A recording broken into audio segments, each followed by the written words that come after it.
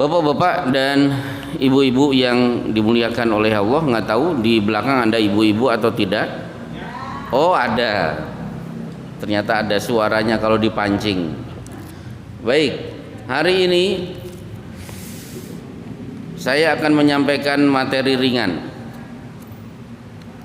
seputar anjuran minum susu. Wah, ternyata minum susu diperhatikan oleh Islam. Materi ini saya sampaikan ketika ada jamaah bertanya, apakah Islam berbicara tentang susu? Pertanyaan bagus, saya jawab seadanya, sehafal saya dalil. Akhirnya pulang saya coret-coret dan di majelis ini saya sampaikan bagaimana Islam berbicara tentang susu. Apa yang perlu Bapak ketahui tentang susu? Satu, susu itu satu di antara 4 minuman dianjurkan saat kita berada di dunia ini. Jadi mumpung masih hidup, jangan lupa minum susu. Karena susu adalah satu di antara 4 minuman manusia ketika di dunia. Difirmankan oleh Allah secara berurutan surat An-Nahl 65, 66, 67, 68, 69. Nanti bapak-bapak bisa dibuka di rumah surat An-Nahl ayat 65 sampai 69.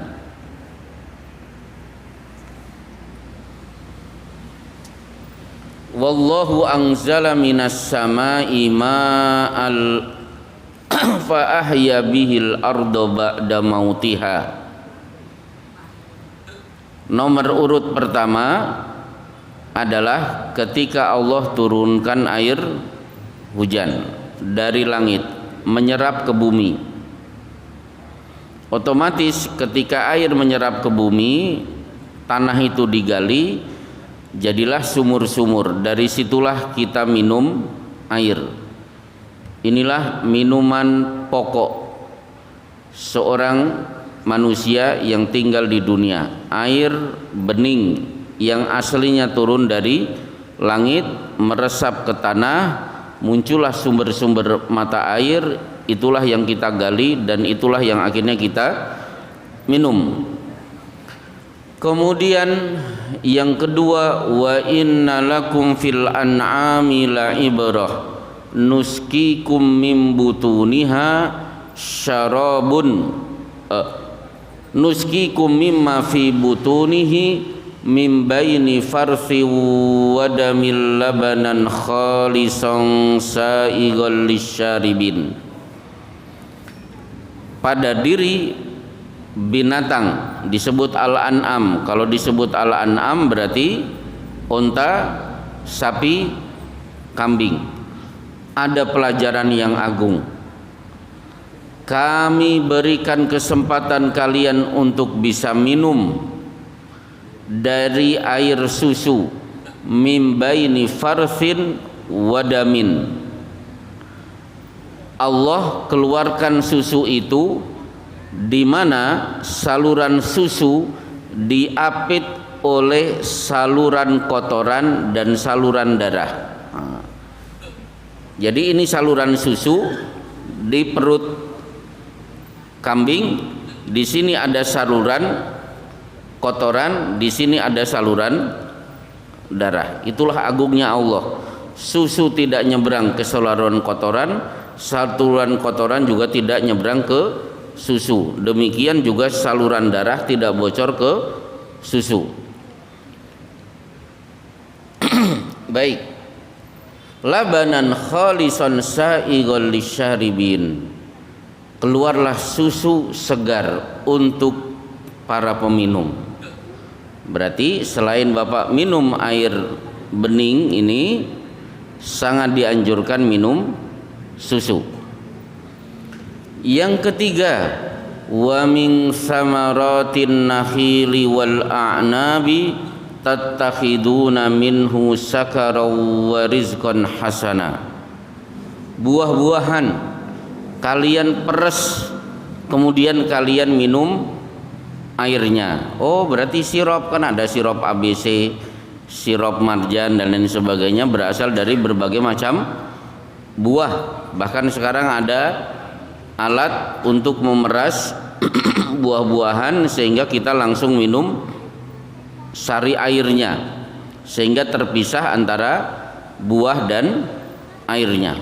Berarti sangat dianjurkan minum dari air perasan buah. Kemudian yang keempat, wa auha rabbuka ilan nahli minal jibali buyuta. Allah perintahkan kepada lebah-lebah untuk membuat rumah. Summa kuli min kullis samarat. Wahai lebah, makanlah dari berbagai macam buah. Yakhruju min butunihi. Ada yang ngobrol. Syarabu mukhtalifun alwanuhu, minuman yang berbagai macam rasanya. Kenapa? Lebah itu ketika mengeluarkan madu, rasa madu itu tergantung dari buah yang dia hisab. Maka ada dua madu, ini pahit, ini manis. Kenapa manis? Karena madu ini berasal dari perkebunan anggur. Yang kedua, kenapa pahit? Karena madu ini diternak di perkebunan apa yang pahit-pahit? Mahoni. Kemudian fihi shifaa'ul fihi shifa' mukhtalifun alwanuhu fihi shifaa'ul linnas. Di dalam madu itu terkandung obat bagi seluruh manusia. Intinya berarti kita tiap hari menu utama minum air putih, jangan lupa susu, jangan lupa minum juga perasan-perasan buah-buahan, dan di rumah disediakan madu. Masalah pertama selesai.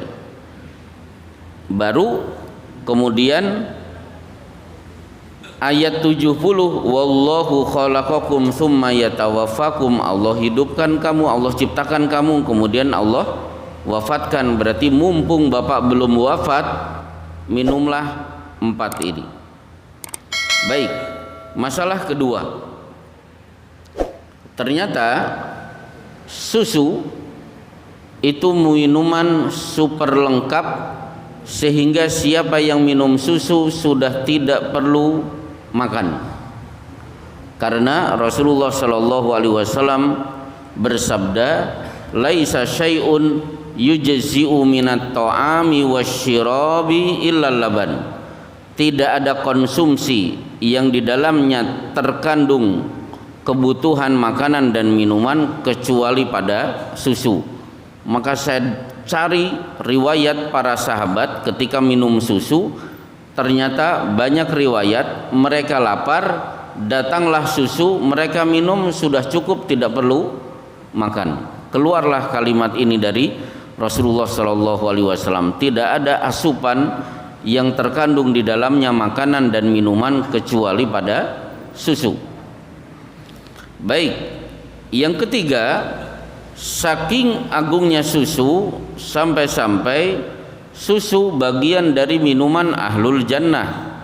Dalilnya Bapak juga sering mendengar, masalul jannatil lati wu'idal muttaqun, salah satunya fiha anharun min labanin lam yataghayyar ta'muh. Di surga itu nanti ada sungai isinya susu yang tidak berubah rasanya.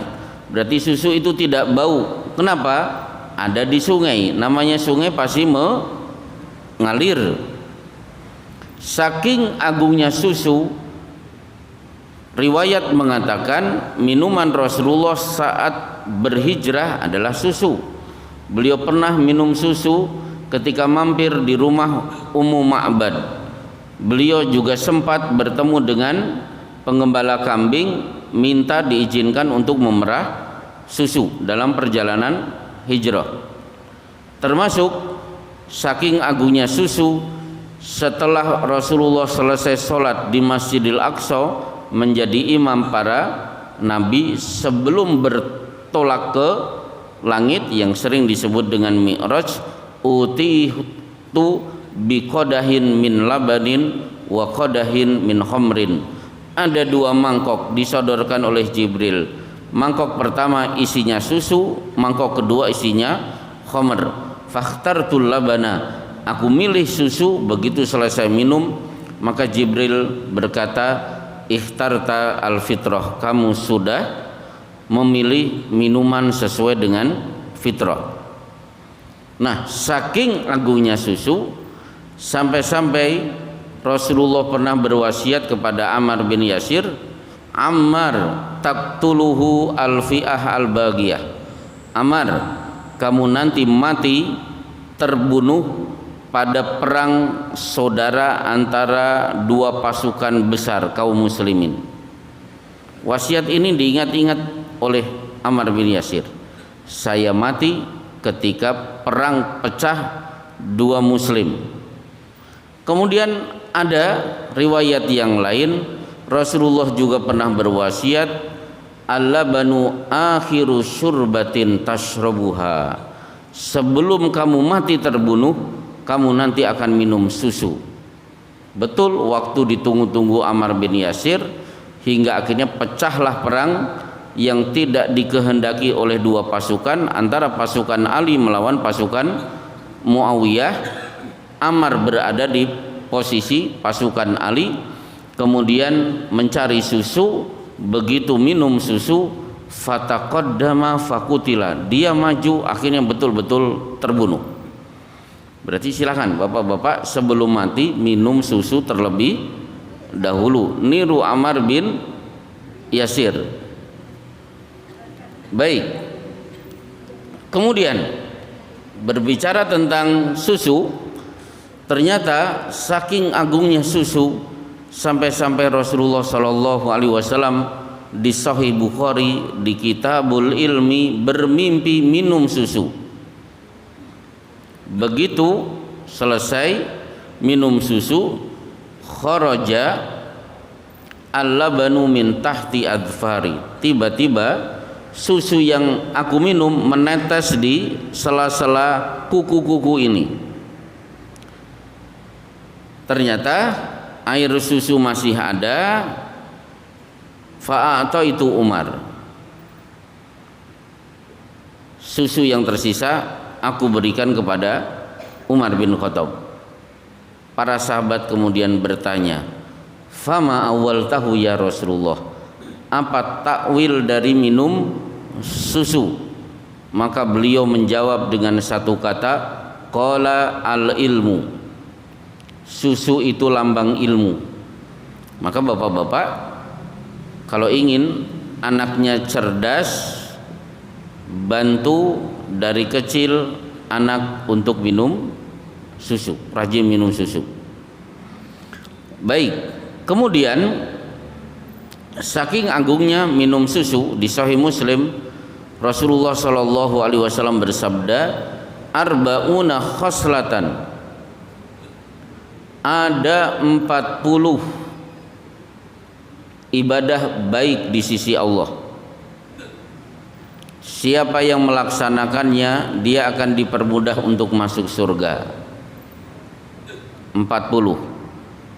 Tapi Rasulullah tidak merinci 40 itu apa, cuma kalimatnya adalah fa'alaha manihatul ansi. Ibadah terbaik dari 40 itu adalah meminjamkan kambing yang berlimpah susu dipinjamkan kepada tetangga, "Mas, Pak, ini kambing saya, susunya melimpah, silahkan diperah, saya beri waktu seminggu, nanti seminggu lagi kambing ini akan saya ambil lagi."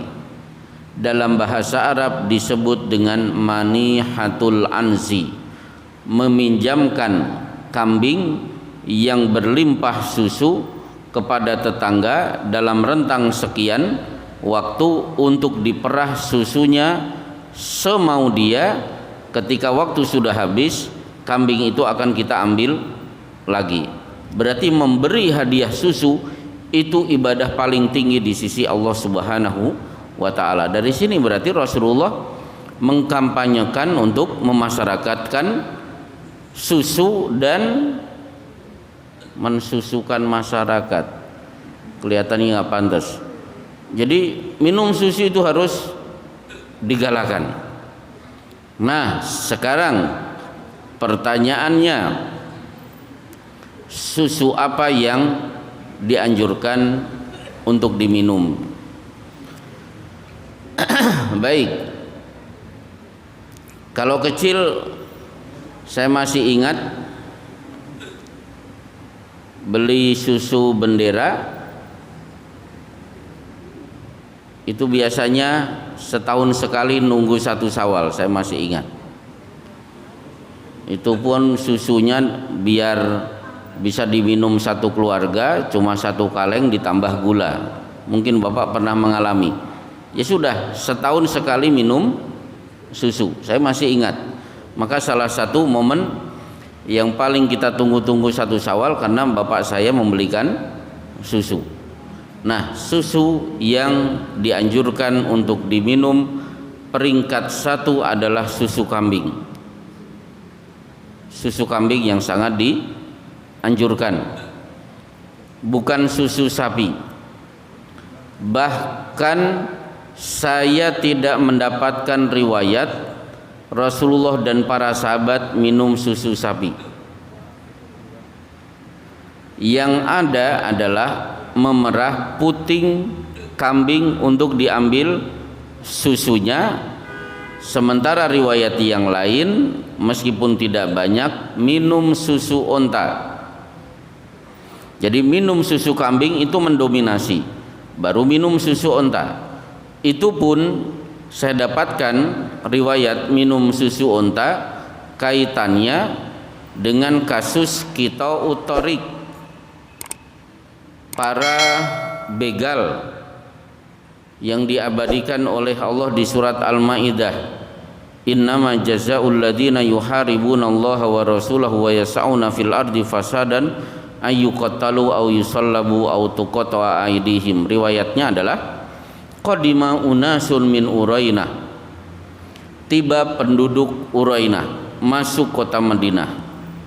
Fajatawul Madinata, begitu masuk kota Madinah pada jatuh sakit. Wa amarahumun Nabi sallallahu alaihi wasallam biliqahin, yang sakit-sakit disuruh masuk kandang unta. Bi an yashrabu min albaniha wa abwaliha, agar mereka minum susu dan kencing unta. Begitu susu dan kencing unta diminum, semuanya mendadak sehat walafiat. Akhirnya penjaga kandang unta dibunuh dengan cara matanya dicongkel, tangan dan kaki ditebas. Kemudian unta-unta itu pun mereka ambil, kemudian dibawa lari, hingga akhirnya turun ayat innama jazaa'ul ladzina yuharibunallaha wa rasulahu wa yas'auna fil ardi fasadan an yuqattalu aw yusallabu aw tuqatta'a aydihim wa arjuluhum min khilafin aw yunfau minal ardi. Instruksi dari ayat, kejar mereka, tangkap, potong tangan dan kaki secara bersilang. Ini contoh riwayat minum susu unta. Jadi yang mendominasi minum susu kambing, baru minum susu unta. Nah, riwayat minum susu sapi setengah mati saya cari-cari Rasulullah dan para sahabat, tidak saya dapatkan.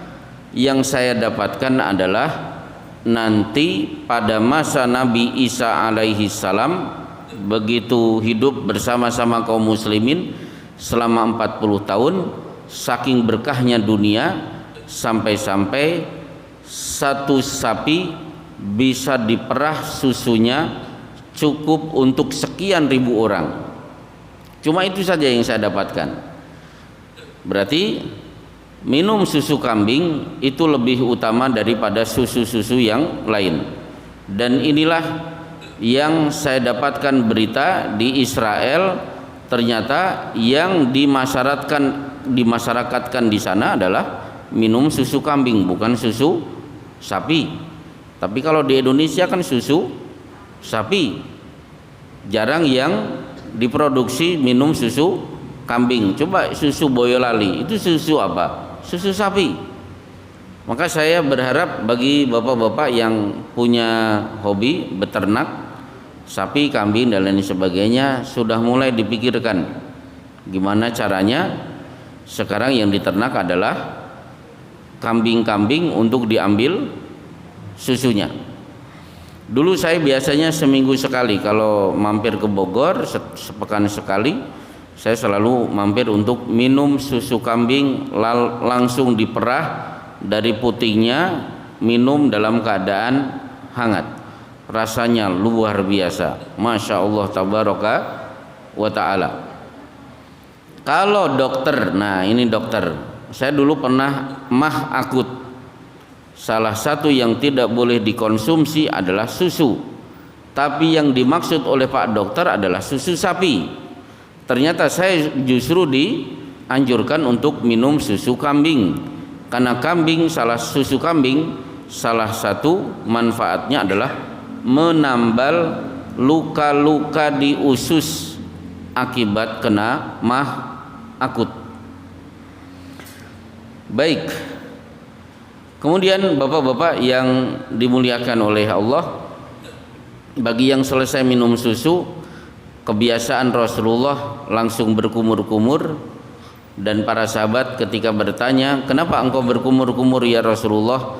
Li'anna lahu dasmun, karena susu mengandung lemak yang tidak boleh terlalu lama mengendap di gigi, maka langsung berkumur-kumur.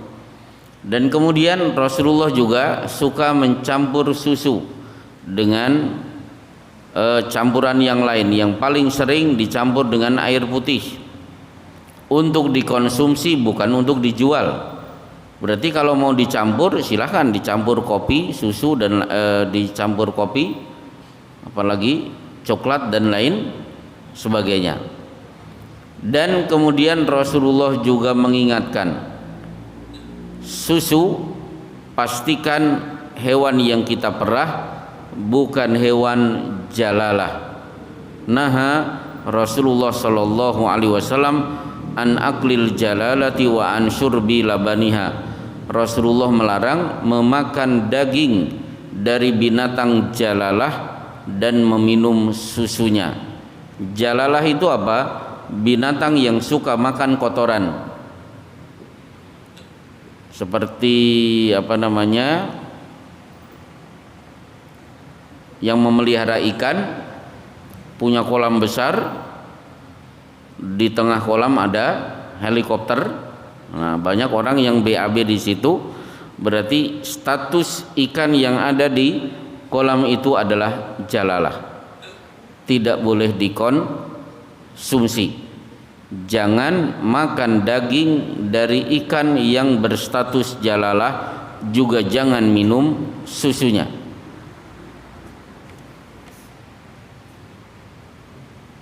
Oh, sudah sebentar lagi. Baik, bapak-bapak yang dimuliakan oleh Allah, kelihatannya cukup berkenaan dengan minum susu. Tadi mukadimah tentang hujan, barangkali ada yang mau bertanya seputar kajian atau di luar pembahasan. Oh, silakan Pak.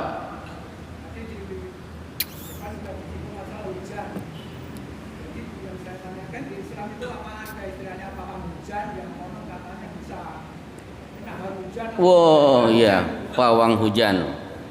Baik. Pawang hujan. Rasulullah Shallallahu alaihi wasallam pernah berbicara tentang hujan. Qultum ba'da subuh. Beliau bersabda, baru saja Allah berfirman, ada hadis qudsi, asbaha min ibadi mu'minun bi wa kafir. Hamba-hambaku yang ikut sholat subuh pagi ini, ada yang mukmin, ada yang kafir. Nah, para sahabat kaget, loh, kita ikut sholat subuh kok ada yang mukmin, ada yang kafir.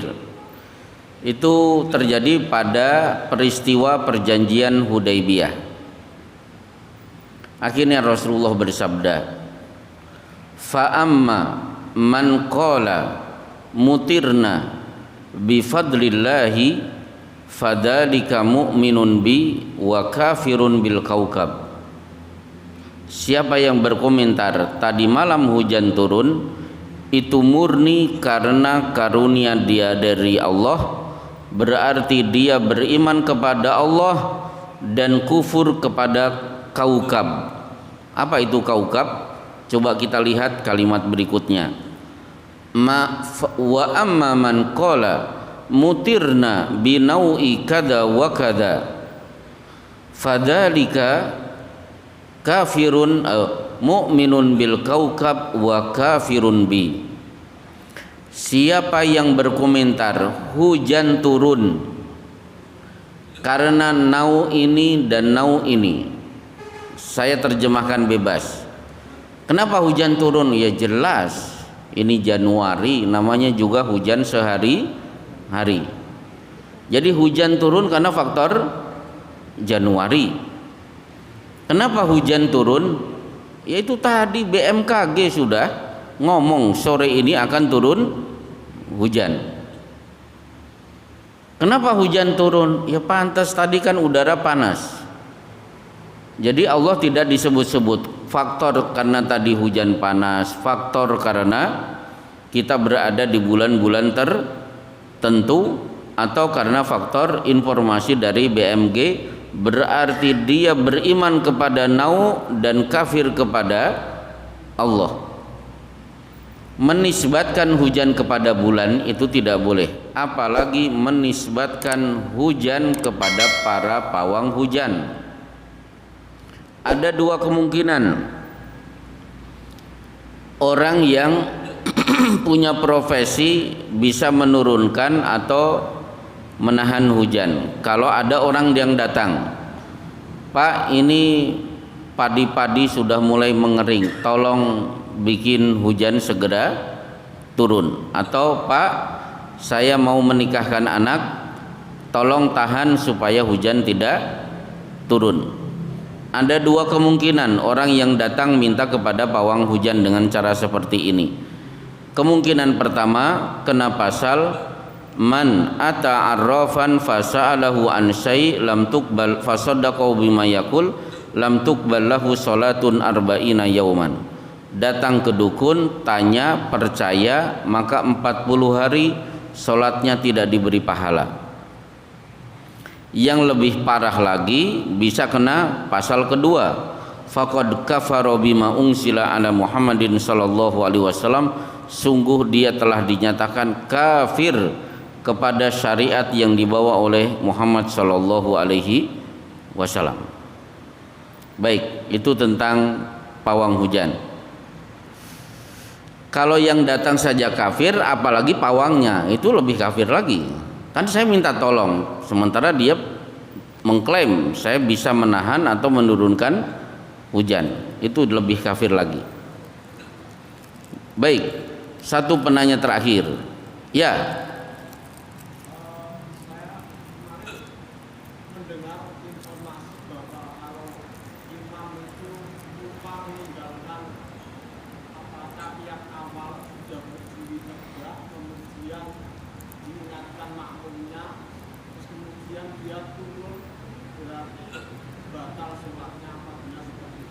itu sangat benar. Ya.